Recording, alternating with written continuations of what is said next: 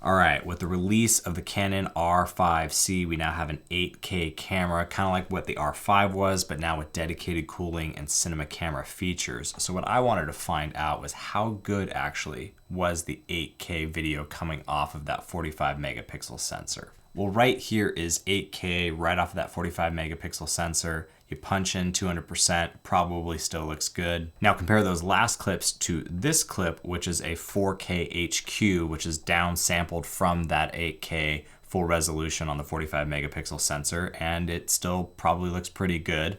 This is actually what I've been shooting most of my videos in now for the last 4 or 5 months on this channel. And then right here is the not HQ 4K, which I believe is line skipped off of that sensor. It still probably looks okay. I ended up going with the HQ version to shoot all of my videos a few months ago because I do think there is a noticeable difference. Maybe you're seeing that as well. And for fun, why not throw in some 1080p scaled up onto this 8K timeline just to kind of see as a baseline how all of this looks. This is probably not awesome. We'll go back to the 8K. Now on my EOS R5, shooting this 8K footage, I would maybe be able to get about 6 minutes before the R5 needed a water break to cool down. But on the Canon R5C with that active cooling, you're able to shoot 8K 30 frames a second, pretty much unlimited. As much storage you can feed the camera or as many batteries you can throw at it, it'll keep going.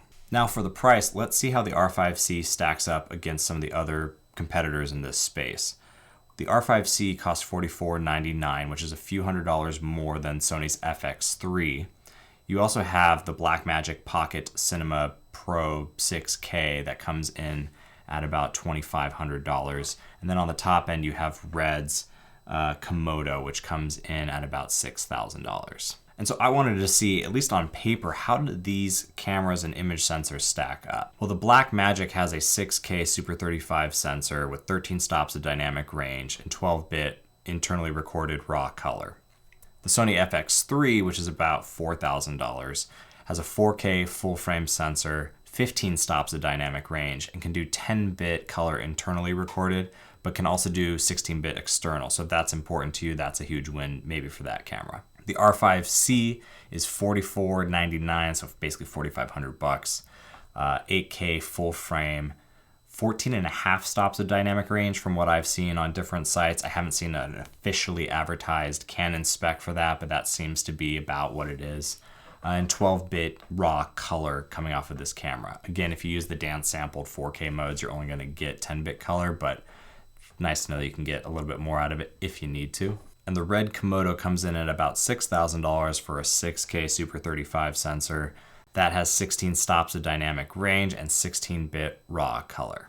Now, obviously, there's a lot more that goes into a camera than just sensor specs, but I wanted to put this together to kind of see how does my buying decision look coming into 2022.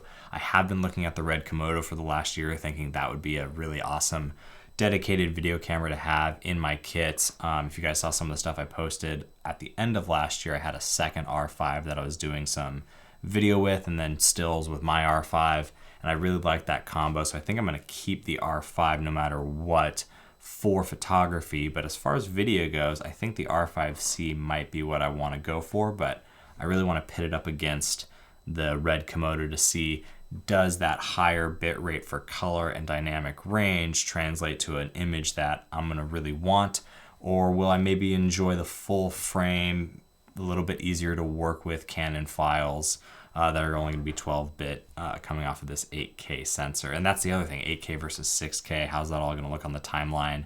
This video is in 8K, but I think I'm going to stick to making 4K videos, at least for right now.